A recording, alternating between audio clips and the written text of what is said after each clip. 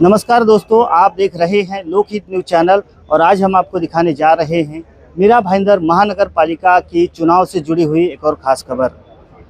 चुनाव का अंतिम दौर आ गया है। आज चुनाव प्रचार का आखिरी दिन है और इस आखिरी दिन में हर कोई उम्मीदवार अपना प्रचार जोरों शोरों से कर रहा है, लेकिन वहीं कुछ उम्मीदवार एक दूसरे पर आरोप प्रत्यारोप भी कर रहे हैं। इसी प्रकार से मीरा रोड पूर्व के शांतिनगर इलाके में प्रभाग 20 में शिवसेना की ओर से चुनाव लड़ रहे हैं अश्विन कसदौरिया, लेकिन उनका आरोप है कि भारतीय जनता पार्टी के उम्मीदवार दिनेश जैन ने उनके खिलाफ सोशल मीडिया पर कोई आपत्तिजनक टिप्पणी की है, जिसके खिलाफ अश्विन कसदौरिया ने अब आरओ के ऑफिस में जाकर शिकायत भी दर्ज की है। इस पूरे मामले की जानकारी देने के लिए आज उन्होंने एक पत्रकार परिषद बुलाई थी। आइए सुनते हैं क्या जानकारी दी उन्होंने। सबसे पहले आप सभी का धन्यवाद। आज हमने कल रात को हम लोग जैसे प्रचार के अभी 2 दिन बचे, तो हम लोग प्रचार करके जब शाखा में आए तो हमने देखा कि एक दिनेश जैन जिस ग्रुप का एडमिन है, बाकी और 3 लोग भी है, बीजेपी प्रभाग 20 करके ग्रुप है, उसके अंदर मेरे खिलाफ जो उसने एक चरित्रहीन करके पोस्ट वायरल किया है दिनेश जैन के बेटे यश जैन ने, और उसका खुलासा करने के लिए आज हम आप सभी को बुलाया है। अभी ये मुझे मेरे पे 2015 में पुलिस का एलिगेशन लगा था मेरे पे, और उसका सारा प्रूफ मैंने कोर्ट में सबमिट करने के बाद न्यायालय ने मुझे 2018 में फैसला दिया था, एक केस डिसमिस हो गया था, मेरी फेवर में दिया था, जिनका मेरे पास ऑर्डर कॉपी है। और रही बात अभी इलेक्शन का टाइम है और ऐसी गंदी राजनीति दिनेश जैन उसकी फैमिली आज खेल रही है।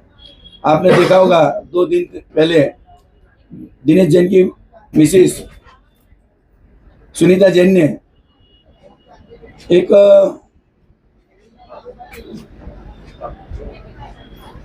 फेसबुक पे एक पोस्ट डाला था। जैन समाज लड़की ने एक पोस्ट की थी, उसके ऊपर उसने सीधा सीधा इनडायरेक्ट उसको घर तोड़ने का, उसका छपरा तोड़ने की धमकी दी थी। मतलब इस परिवार के लोग, दिनेश जैन ने इस प्रभाग के अंदर कुछ काम नहीं किया और वो चुनाव सभी पैनल हार रही है, बौखला गए हैं। वो देखते हुए उन लोग अभी काम की बात, विकास की बात नहीं कर रहे। हमारे पास भी बहुत मुद्दे हैं दिनेश जैन के, बाकी लोगों के भी, लेकिन हम लोगों को गंदी राजनीति नहीं खेलनी है। हम विकास के माध्यम से हमने किए हुए काम, हमारे प्रताप सन्ना साहब ने किए हुए काम लेके, विजन लेके हम जनता के पास जा रहे।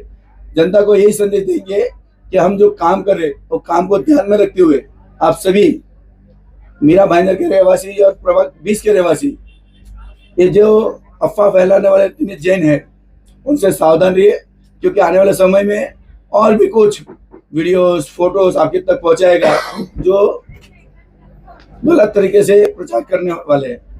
क्योंकि उसने 2012 में भी किया था, 2017 में भी किया था ऐसा अपोजिट उम्मीदवार के खिलाफ, और अभी मेरे खिलाफ कर रहा है। लेकिन आप सबसे, आपकी मीडिया के माध्यम से मैं सभी जनता को ये बताना चाहता हूँ, मेरे मदद भाई और बहनों को, कि ऐसी अफवाह से सावधान रहे, क्योंकि उनके पास कोई विजन नहीं है। दिनेश जैन ने कुछ काम नहीं किया, क्योंकि उनका एक ही काम है, मीरा भाईंदर को लूटने का काम किया है, शांतिनगर बिल्डर से लूटने का काम किया है, तो उनके पास दूसरा कोई मुद्दा नहीं है।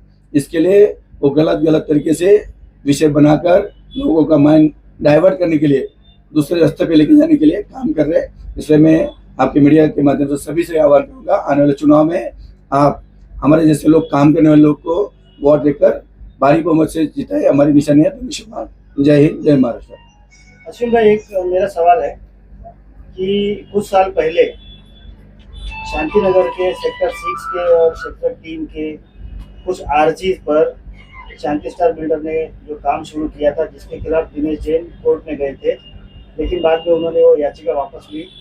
उसके बाद आपने आरोप लगाए थे कि दिनेश जैन ने बिल्डर से सेटिंग की है और उसके बदले में 2 फ्लैट लिए। क्या थे आरोप, जरा बताइए।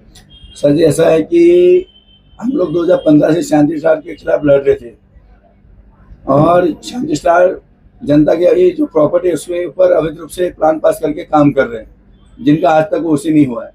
रही बात शांतिनगर शॉपिंग सेंटर का, बी सी डी विंग का आज 35 साल हो गया, फिर भी उसका ओसी नहीं हुआ है।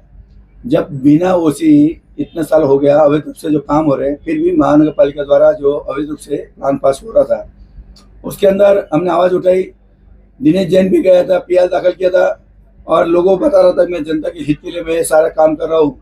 जनता की प्रॉपर्टी आपके मीडिया के माध्यम से उसने कई प्रॉपर्टी दिखाई थी, कई मॉल दिखाए थे जो बने हुए दिखा रहे थे कि अवैध रूप से बना है, अवैध रूप से बना। और सही बात है, अवैध रूप से बना, इसके लिए 4 साल काम बंद रहा। लेकिन बाद में 2019 में दिनेश जैन ने शांति स्टार से सेटअप हुआ और कोर्ट के अंदर सरेंडर हो गया और बता रहे मुझे 9 महीने से वकील नहीं मिल रहा है और मैं जाता तो वकील नहीं आ रहा है, ऐसा एक बहाना बता कर एक एविडेंस देके उसने सरेंडर किया। और उसके बाद दिनेश जैन ने शांति स्टार से जो सौदा हुआ था उसके माध्यम से 2020 में सेक्टर 1 में नया जो बिल्डिंग बना उसमें 8वें माले पे 3 फ्लैट का सौदा हुआ और 3 फ्लैट लिया। और ऐसे अवैध बहुत सारी प्रॉपर्टी है। उसके बाद अभी कल ही उसने एक भाषण में बताया कि मेरी 7-8 दुकान थी, फ्लैट थे, मेरे को बेच के मेरे को उसमें कम हुआ। मतलब उसने जो अभी एफिडेविट दिया उसके अंदर वो प्रॉपर्टी का जिक्र नहीं किया, खुद के मुंह से बता रहे कि उनके पास कितनी प्रॉपर्टी थी। तो ऐसे लोगों से सावधान रहना जरूरी है। और सीधी बात है, साथ में उसने बिल्डर से एक जमीन के अंदर भागीदारी हिस्सा है जिसमें 25% सुनीता जैन, 25% दिनेश जैन। मतलब इतनी संपत्ति अचानक आई कहाँ से? 19-20 में कोविड काल था और अचानक इतनी सारी संपत्ति आई कहाँ से? और उसने कहीं संपत्ति छुपाई होगी, हमको पता नहीं है।